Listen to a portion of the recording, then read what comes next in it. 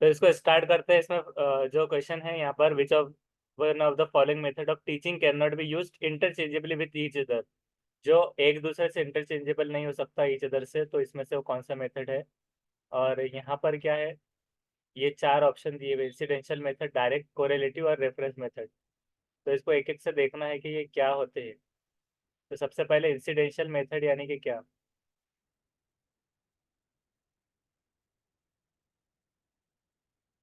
क्या हो सकता है इंसिडेंशियल मेथड। इंसिडेंट, ऐसा जो इंसिडेंट हो बोल सके वैसा मेथड।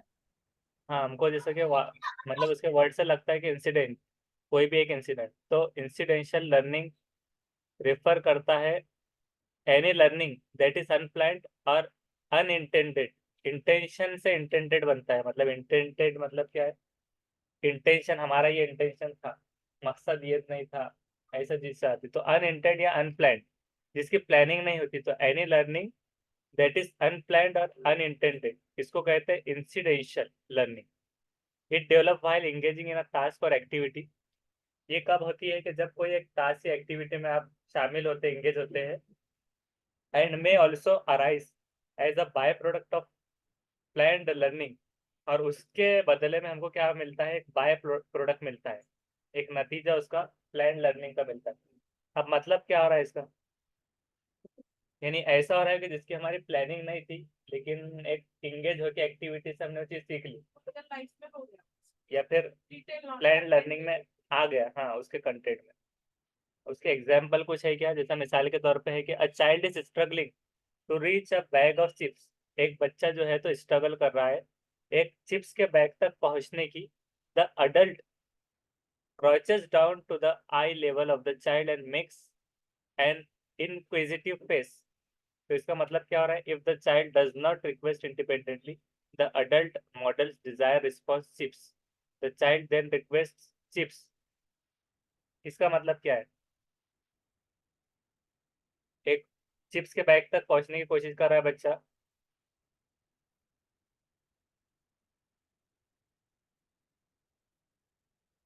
तो बड़ों ने क्या किया, क्रोचेस डाउन, मतलब क्या हो रहा है इसका मीनिंग।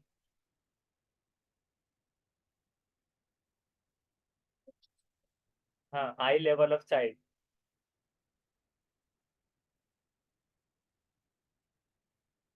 तो क्या हो रहा है इसका, इसको जो है डायरेक्ट ट्रांसलेट करके हम चेक करते हैं।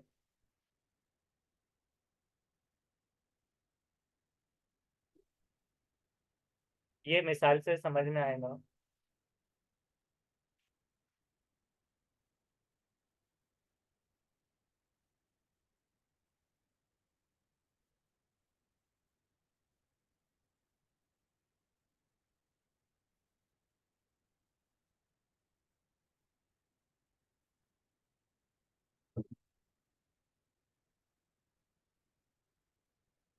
क्या एक बच्चा चिप्स के थैले तक पहुंचने के लिए जद्दोजहद कर रहा है, बाले बच्चे की आंख की सतह तक झुक जाता है और एक मुतजस्सिस चेहरा बनाता है। अगर बच्चा आजादाना तौर पर दरख्वास्त नहीं करता है, तो बालिग मतलूबा जवाब चिप्स का नमूना पेश करता है। फिर बच्चा चिप्स की दरख्वास्त करता है। इसका मतलब क्या हो रहा है, अभी भी नहीं समझा।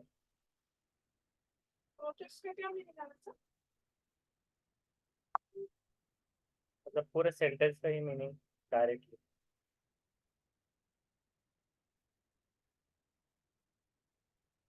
रिक्वेस्ट करने पे हाँ बताइए क्या जा रहा हिंदी में देखते हैं, एक बच्चा चिप्स के बैग तक पहुंचने के लिए संघर्ष कर रहा है। वैसा बच्चे की आंखों की स्तर तक झुक जाता है, मतलब किसी के हाथ में हो, बड़ों के हाथ में चिप्स, और बच्चा वो कोशिश कर रहा है चिप्स तक पहुंचने की, और वो जिज्ञासु चेहरा बनाता है, हाई लेवल एंड इंक्विसिटिव फेस। तो अडल क्रोचेस डाउन बोले तो आप जो झुक जाने को क्रोचेस डाउन हो रहा है, झुक जाना। हाई लेवल ऑफ साइड, बच्चे तक, और जिज्ञासु चेहरा बनाता है, इंक्विजिटिव फेस। अब इंक्विजिटिव फेस का इंडिविजुअल मीनिंग क्या होता है,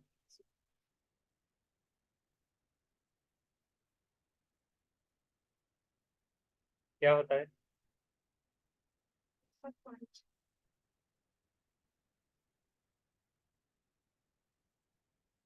तो लगाना वगैरह ऐसा, तो से देखना, मगर मतलब ऐसे में मुतजस्सिस, तजस्सुस से बनाना हो, तजस्सुस। हैरत, हैरत भी बोल सकते हैं। If the child does not request independently the adult models the desired response. अब इसका क्या मतलब है? डज नॉट रिक्वेस्ट इंडिपेंडेंटली, जो उसको चाहिए था वो नहीं response. Desired response chips, then child request chips, the child then request chips. हाँ, तो वो असल में इसका मतलब ये हो रहा है कि कोई बच्चा जो है, तो उसने मतलब क्या है कि सिर्फ एक अप्रोच कर रहा है कि बैग ऑफ चिप्स तक पहुंचने की, मतलब कोई खड़ा है, तो अभी सामने वाले को नहीं मालूम पड़ा कि वो क्यों ऐसा कर रहा है, मतलब तो उसने थोड़ा उसके पास तक आया, आई लेवल ऑफ द चाइल्ड, और उसने एक हैरत से पूछा क्या हुआ, मतलब ऐसा ऐसे देखने।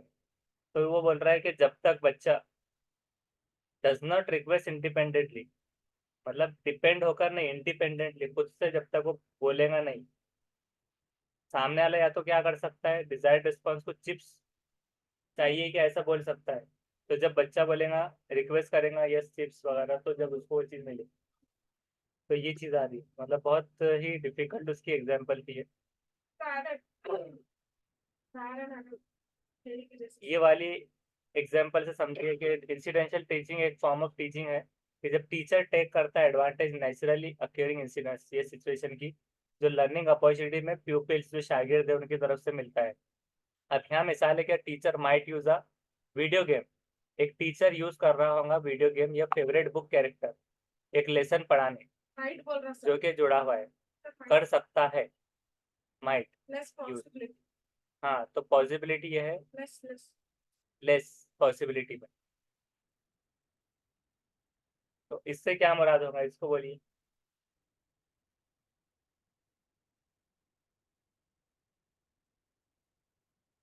To make a lesson relevant to peoples life, शागिर्द की लाइफ से जुड़ा हुआ जो लेसन, लेसन से जुड़ा होना, मतलब इन प्लान्ड ऐसी एक्टिविटी, जैसे कि सिखाना वीडियो गेम से नहीं हो सकता, लेकिन हाँ वो उसको कोई चीज, जैसे कि बहुत सारे लोग ऐसा एग्जाम्पल देते हैं, जैसे डायरेक्ट फिल्म में देने को कोई प्रोत्साहित नहीं करेगा कि जैसा फिल्म में देखो, ऐसा कोई नहीं बोले, लेकिन कोई इंसिडेंट है तो उसको कोई को रिलेट कर लेता है कि कलर फिल्म में उसको ऐसे बताया गया था, तो उससे एक एग्जाम्पल देने। कोशिश करो, तुमको मिल गया तो लक, तो उसका मतलब ये हो रहा है कि अनप्लान्ड जो एक्टिविटी का पार्ट नहीं होना चाहिए, लेकिन उसका इंटेंशन भी नहीं है लर्निंग का, लेकिन वो डेवलप होता है एंगेज टास्क एक्टिविटी में, जिसके जरिए बाय प्रोडक्ट प्लान लर्निंग में आ जाए।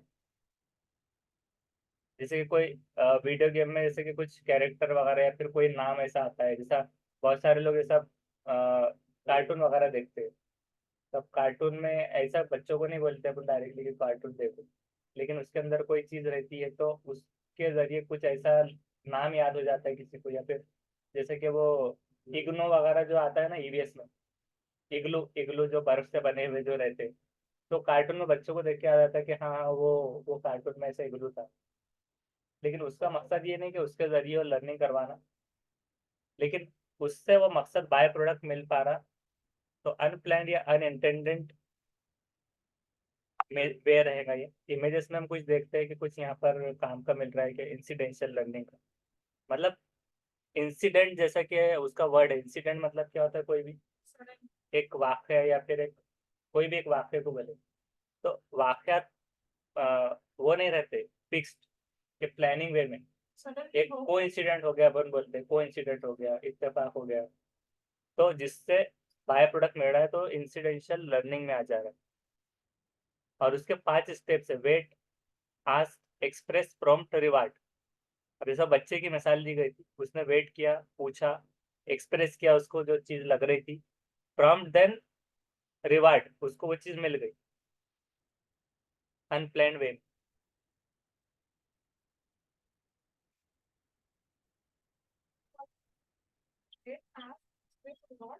प्रॉम्प्ट, एक्सप्रेस के बाद प्रॉम्प्ट, तो ये 5 स्टेप्स है उसके।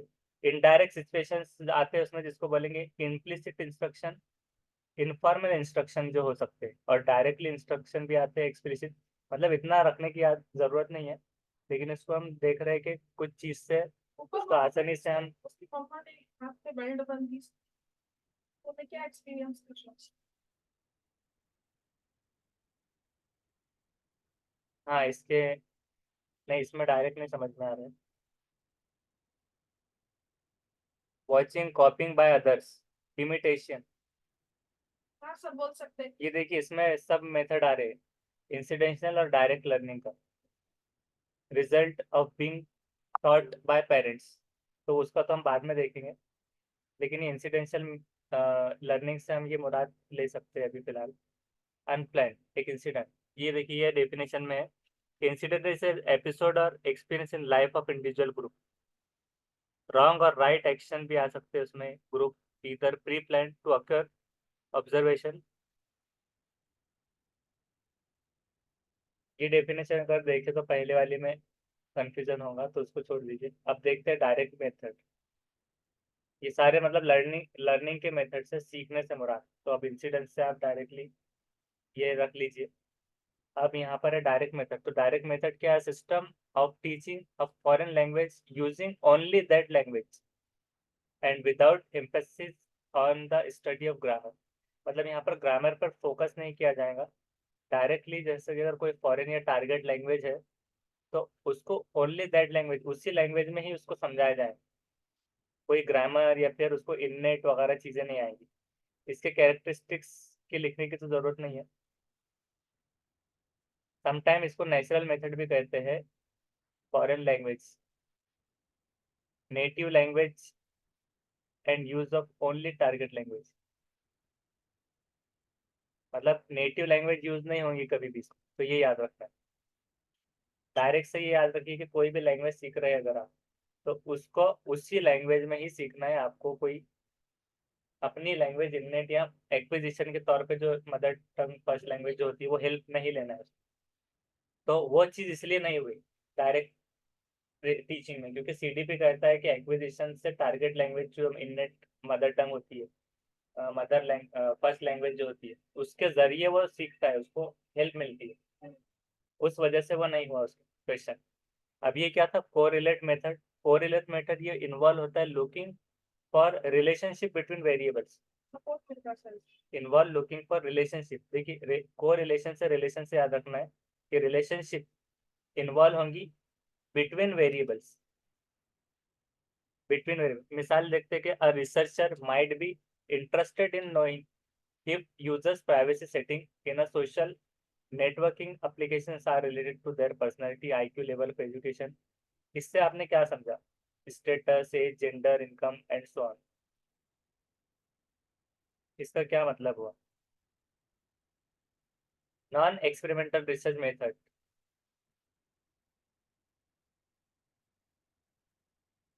बच्चों को अपॉर्चुनिटी मिलती सर इससे, कि हाँ तुम क्या फील्ड ले सकते हो, तुम क्या चूज कर सकते हो, कौन सा वर्क। देखिए इसमें अच्छी डेफिनेशन है कि को रिलेशन रिफर टू स्टैटिकल, ये याद रख सकते हैं, statistical relationship between two entities. ये मेजर करता है extent to which two variable linearly related. मिसाल के तौर पे अगर हाइट और वेट है एक पर्सन का, वो रिलेटेड है। कोई भी पर्सन की हाइट है, कितनी हाइट और कितना वेट, वो क्या है? रिलेटेड है। और टॉलर पीपल जो है tend to be heavier than shorter people. तो उस वजह से जितने भी मतलब जो लंबे इंसान रहेंगे जिसकी हाइट ज्यादा है, तो जाहिरी बात है कि उसका हेवियर रहेगा शॉर्ट पीपल। तो इसके जरिए हम क्या कर पा रहे हैं कि को रिलेशन कर पा रहे हैं एक वैरायटी ऑफ डेटा सेट्स। तो ये एक बेस्ट इसमें से डेफिनेशन और एग्जांपल है, इससे याद रखिए। रिलेशनशिप देखिए, को रिलेशन में रिलेशनशिप, लेकिन स्टैटिस्टिकल उसमें जोड़ दीजिए, statistical relation between two entities, दो लोगों। और इसकी मिसाल है कि हाइट और वेट का एक दूसरे से दो जुड़ा हुआ रिश्ता है, रिलेशनशिप। अगर किसी की हाइट ज्यादा है, लंबी, तो उसका वेट भी शॉर्टर पीपल से ज्यादा ही रहेगा, और वाइस वर्सा। अगर उसकी हाइट छोटी है तो उसका वेट भी लंबे इंसान के मुकाबले में कम ही रहेगा, क्योंकि उसमें मांसपेशियां वगैरह जो रहते तो इंटर रिलेटेड हो गया ये सब। तो को रिलेशन ये इसमें हो गया। अब उसी तरह से को रिलेशन इन लर्निंग जो होता है, तो वो भी मतलब इसका IQ लेवल वगैरह ये सारी चीज़ें, पर्सनालिटी, ये सब चीज़ें आ जाएगी। कोरिलेटेड मेथड इन लर्निंग इसमें डालेंगे,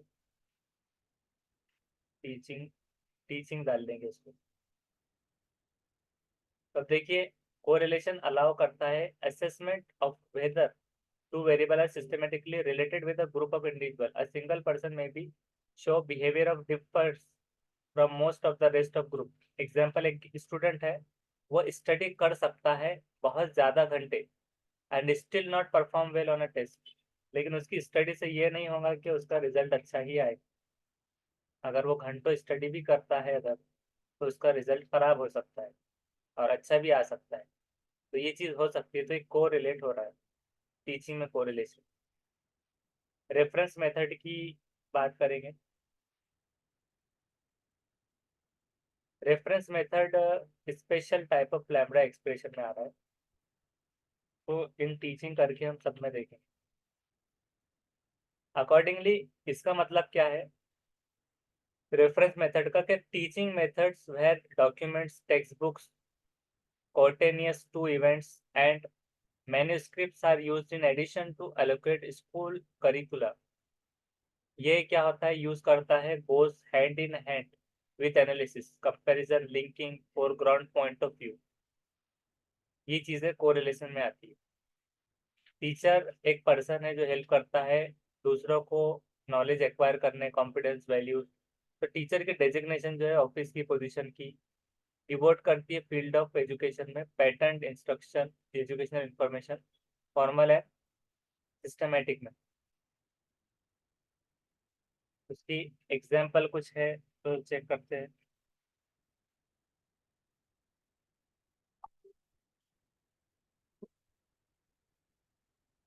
there are variety of teaching method, जैसे कि अलग अलग टीचिंग के मेथड्स और रेफरेंसेस। अब जैसे कि रेफरेंस मेथड है ना, तो रेफरेंस से जुड़ा हुआ है। तो स्ट्रेटेजी जो अवेलेबल है इंस्ट्रक्टर को, हेल्प करता है उसके स्टूडेंट को लर्न और डेवलप करना नॉलेज एंड स्किल्स। कुछ एग्जाम्पल टीचिंग मेथड और स्टडीज में आते हैं, लेक्चर, सेमिनार। तो ये क्या हो गया, रेफरेंस हो गए। Project based instruction, dictation, assignment, ये क्या हो गए, रेफरेंस बेस्ड हो गए। और डायरेक्ट मेथड को, नेचुरल मेथड ही जो बताया गया था, design to learner into the domain of target language, ये हमने देख लिया। और पहला क्या था, फर्स्ट इंसिडेंशनल। एक मर्तबा ये सबको टीचिंग मेथड के हिसाब से देख लेंगे। इंस्टीट्यूशनल टीचिंग बेस्ड स्टडी ये प्रिंसिपल अप्लाइड होती है नेचुरल एनवायरनमेंट से सीखने, चाइल्ड का इंटरेस्ट और चाइल्ड नेचुरल के मोटिवेशन। इसको भी याद रख सकते हैं आप इंसिडेंशियल टीचिंग से। प्रोवाइड करता है structure learning opportunities natural environment में by using the child interest. Child का इंटरेस्ट बोले तो फिर वो वीडियो गेम में उसमें बैठ गया, जैसा उसको उसके हिसाब से, जैसे कि अब कहानी वगैरह है। अब बहुत सारे बच्चों को कैसे पोएम वगैरह याद करवाते हैं, ईवीएस में स्टोरीज एंड नरेटिव्स है। तो स्टोरीज जो उनका इंटरेस्ट है, दिलचस्पी वाला, उसके जरिए उनको टीच करना। तो जैसे कि अब इंग्लिश है, तो इंग्लिश में क्या होता है, स्टोरीज। और उसी तरह से जो है तो क्या होता है उसमें, ड्रामा वगैरह जो होता है, ड्रामा या अंदाज में कैरेक्टर जो होते हैं, रोल प्ले मेथड। तो ये नेचुरल मोटिवेशन में लाके उनको वो चीज़ सिखाना, तो इंसिडेंशनल मेथड के उसके जरिए वो चीज़ सिखा दी जाए। रेफरेंस मेथड, रेफरेंसेस यूज करना। आप अभी उधर जो गए थे, तो रेफरेंस मेथड में याद रखना है आपको, जैसे lecture, seminar, project based instruction, illustration, ऐसा है। ऐसे ये रेफरेंस के तौर पे हो गया।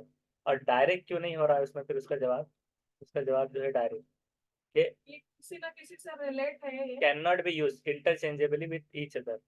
तो हाँ, ये एक दूसरे से होगा क्योंकि ये सब मदद किस में कर रहे हैं, एक दूसरे से रिलेट हो रहे हैं, और ये डायरेक्ट मेथड रिलेट नहीं हो रहा, इंटरचेंजेबल नहीं हो रहा ना। हाँ राइट।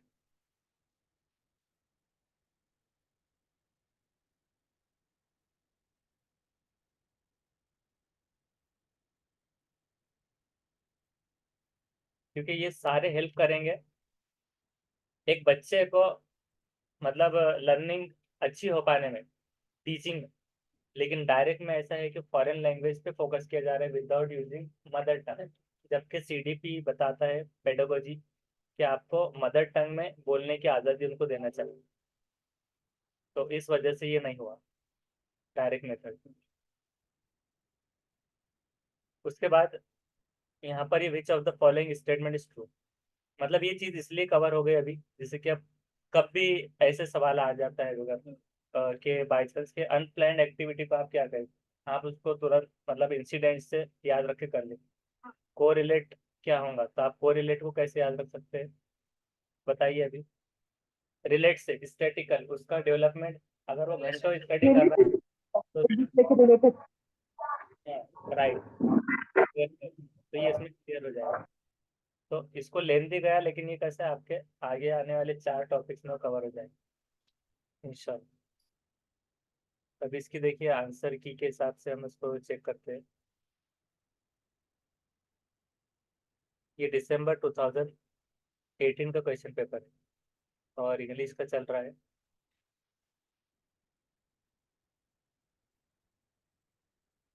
इंग्लिश एल सेट और क्वेश्चन नंबर 133 है।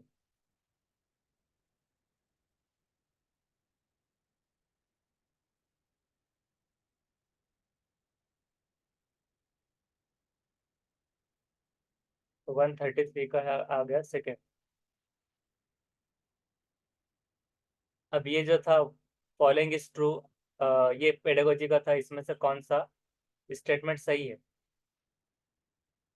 Assignment need to be given as class work followed by homework, इसमें से क्या था सही वाला जो है, कौन सा था। थर्ड वन है, task mean for improving teaching learning, तो उसका थर्ड बिल्कुल सही है कि फॉर्मेटिव टास्क जो है तो mean for improving teaching learning some use होते हैं असेसमेंट में भी। उसके बाद हम मदर टंग इन्फ्लुएंस होती है इफेक्टिवली मिनिमाइज करने क्लासरूम को कैसे, तो इसका क्या है, असरअंदाज होंगी इफेक्टिवली मिनिमाइज करने क्लासरूम को। उसका है third, giving input from a target language in a simple graded manner, graded मतलब 1 by 1 थोड़ा धीमा रफ्तार से इफेक्टिवली मिनिमाइज करेगा क्लासरूम को। नेक्स्ट अभी पैसेज है। अभी पैसेज या तो आप ऐसे भी कर सकते हैं कि उसको सरसरी एक पढ़ लिए मगर उसमें टाइम जाता है एग्जाम में, कभी बड़े आ जाते हैं पैसेज। तो which of the following is not the whole truth according to the passage, इसमें से क्या सही नहीं है पैसेज के हिसाब से, तो इसको पढ़ ही लेना पड़ेगा आप। ऐसा कभी कभार, क्योंकि वो पैसेज से क्या अंदाजा लगाया जा सकता है, जब ऐसा बोल दिया तो फिर पढ़ना जरूरी है। कि man who believe that to have involve from at, इसको मतलब खुद से ही सरसरी पढ़ लीजिए।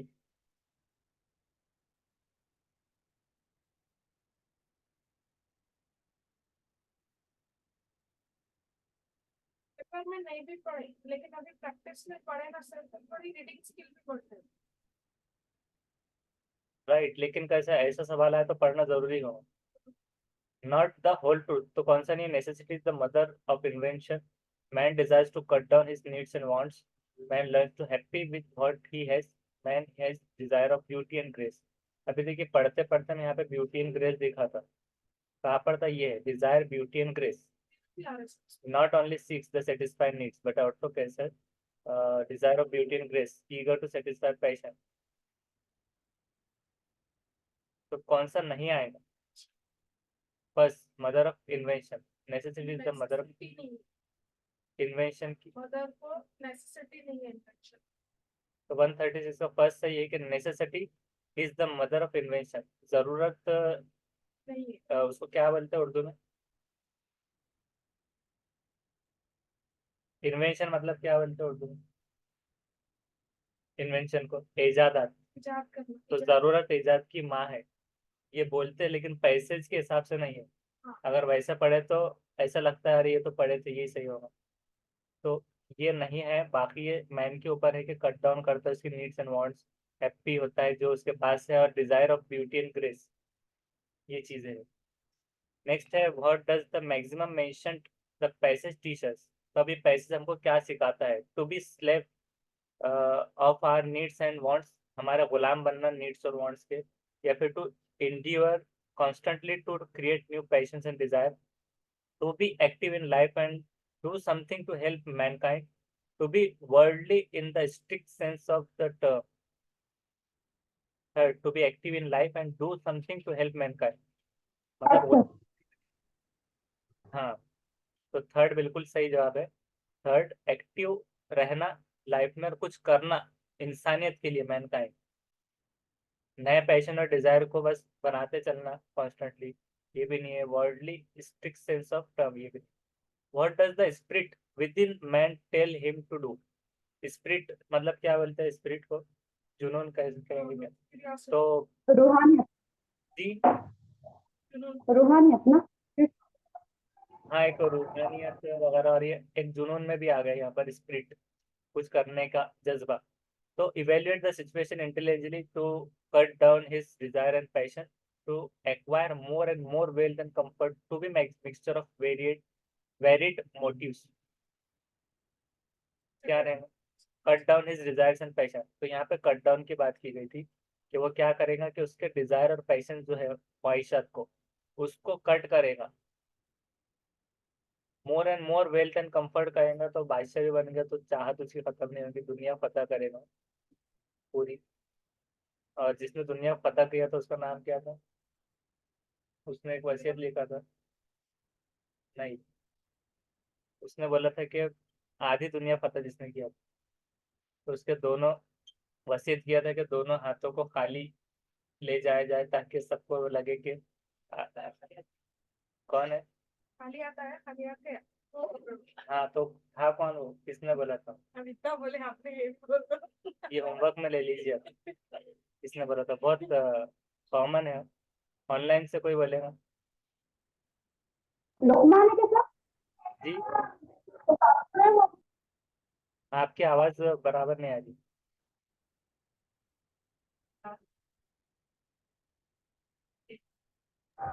हकीम लुकमान है क्या? नहीं, तो फिर नहीं, है कौन सा? नहीं है। सिकंदर है क्या? हाँ सिकंदर है, सिकंदर। इतना आसान। Next, which of the following statement is or are true in the context of passage? ये कौन सा पैसेज के हिसाब से सही है? man should passive in his attitude to life, spirit of inventiveness may not stand in good state in solving every new problem, man has a passion for more and more knowledge। इसमें से क्या रहेगा? Check करते हैं, तो उसका है second बिल्कुल सही, कि ओनली थर्ड, कि spirit of inventiveness may not stand in good stead in solving every new problem. तो ये वाला क्या है? सही है, should be passive in attitude to life. Passage में बोल रहा नॉट पैसिव, हाँ, नॉट पैसिव बोला, और पैसिव। यहाँ पे पैसिव बोल रहा हाँ, यहाँ पैसिव आ गया, और यहाँ पर passion of more and more, तो ये भी नहीं आ रहा। नेक्स्ट है, which of the following is similar in the meaning of the word maxim used in passage? Passage में जो मैक्सिम इस्तेमाल हुआ है उसके बराबर का कौन सा है? कहाँ पर है मैक्सिम, बताइए। है। हाँ, the real purpose underlying this maxim lies in its utility in the worldly sense। तो मैक्सिम का मतलब यहाँ पर क्या आ रहा है? प्रिंसिपल। Rules and regulation. तो फोर्थ उसका सही है, principle, rules and regulation. Observation, value, direction नहीं था, प्रिंसिपल। इसमें से कौन सा not the characteristics of man as per the passage? वो जो ग्रामर चढ़ रहा था उसको देख के आधे सो गए और वापस grammar. Which of the one of the following is not the characteristics of man as per the passage? क्या नहीं है characteristics? Man creates needs of himself, पैसे मत कमाओ, desire to have more and more comfort, man। मतलब पैसा है तो कंफर्टेबल है बोल रहा हूँ, ऐसा नहीं है मतलब पैसा। थर्ड है सर। हाँ, थर्ड बिल्कुल सही जवाब। Man desires to have more and more comfort and peace, ये सही जवाब। नेक्स्ट है, which one of the following statement is not true as per the passage? इसमें कोई नहीं है पैसेज के साथ। Man is subject of various words, man's inner spirit tells him to be one on looking out for newer and higher words। तो इसका भी वही आ रहा है ना। बड़ी चार।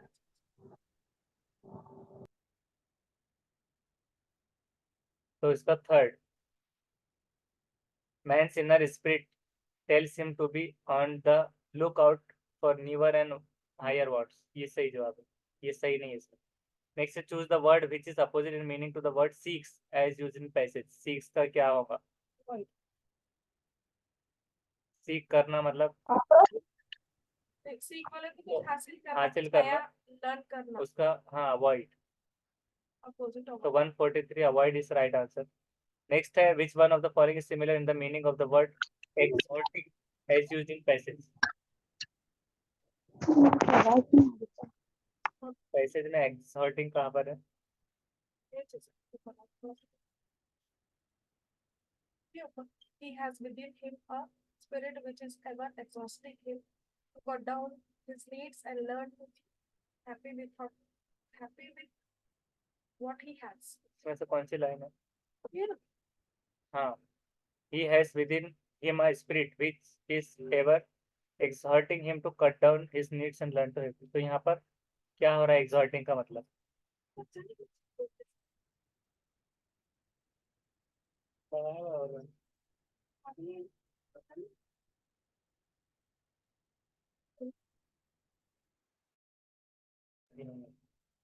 नेक्स्ट है सर तो सपोर्टिंग है क्या उसका? एक्सॉर्टिंग नहीं, एक्सॉर्टिंग का मतलब क्या निकला है उस हिसाब से? फोर्थ आ रहा है इसका।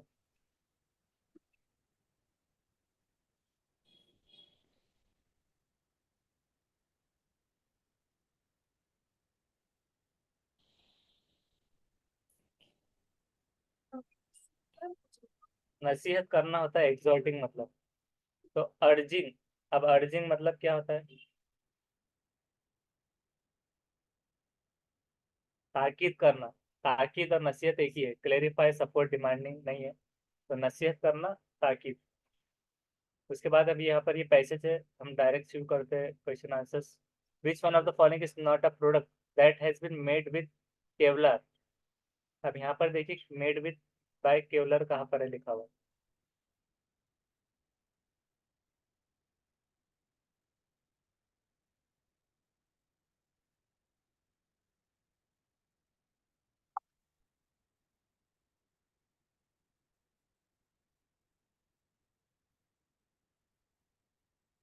Break pad, body armour, tennis required.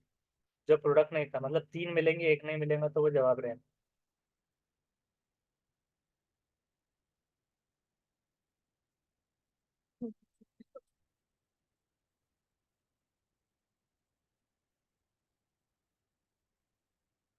Body armour आया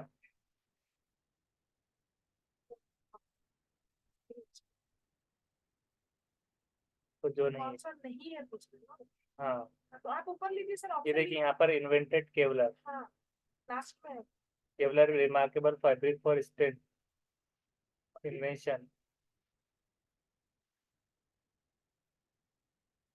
तो उसका जवाब है फर्स्ट, बंगी जंपिंग कॉर्ड्स। ये नहीं था। टेनिस रिक्वेस्ट भी आ brake pad, body armour, tennis ये मिल जाएगा उसमें। नेक्स्ट है for which of the following characteristics is Kevlar known. है। स्ट्रेंथ से कहा जाएगा हीट रेजिस्टेंट, ड्यूरेबिलिटी या ऑल। उसका फोर्थ चारों ड्यूरेबिलिटी पे रहेंगी, जैसे कोई भी चीज बनाते हैं ड्यूरेबिलिटी रहेगी, स्ट्रेंथ मजबूती, हीट रेजिस्टेंस ये भी रहेगा। नेक्स्ट है which of the following causes the search of fabric like Kevlar. ये देखिए यहीं पर है वो। Kevlar is use in sporting equipment like bike tyre. Instrument sir, देखिए यहाँ पर भी मिलता है कौन सा? म्यूजिकल। म्यूजिकल।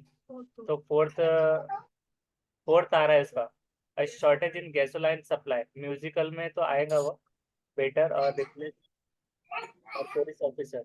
ये चीजें भी यहाँ पे मिलेंगे ना। ऊपर पैराग्राफ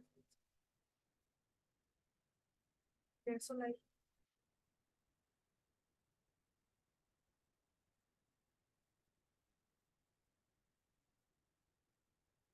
तो ठीक है 148 वो एक ही मिनट रह गया, जल्दी जल्दी क्वेश्चन करना है। A vest made of 15 layers of Kevlar with no steel plates could stop all but which of the following rounds?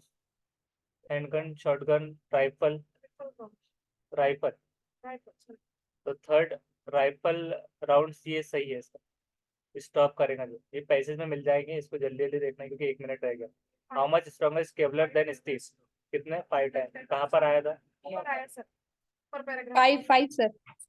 5 okay, ये सेकंड बिल्कुल सही है 5।